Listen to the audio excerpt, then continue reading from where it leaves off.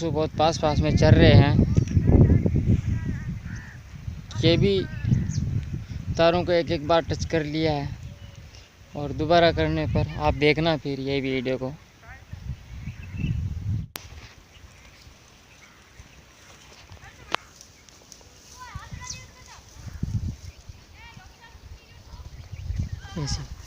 जैसे झटका आया है और ये भी पशु भाग के निकल जाते हैं, ये पास में नहीं हटते हैं मशीन। ऐसे पशु को झटका देके भगा देती है।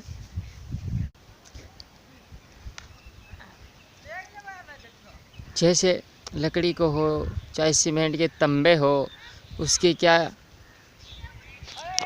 6-6 इंच या 7-7 इंच पर तार बंधा जाता है और एक अर्थिंग एक भैंस को लगाया जाता है, तभी पशु के लिए अच्छा काम करता है। और कोई पशु नील गाय कोई भी जिंदावर इसके सूर जानवरों कोई भी इसके तारों के पास नहीं आता। कोई रुकाली की पासी नहीं है। बराबर मशीन को चेक कर लो, अगर मशीन चलती रहेगी तो बहुत अच्छा काम करेगी।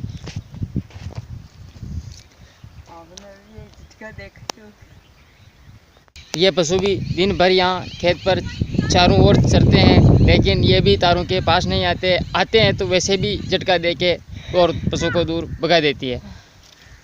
इस मशीन से कोई भी तरह की परेशानी नहीं है, बहुत अच्छी चल रही है, अच्छी शिक्षित है।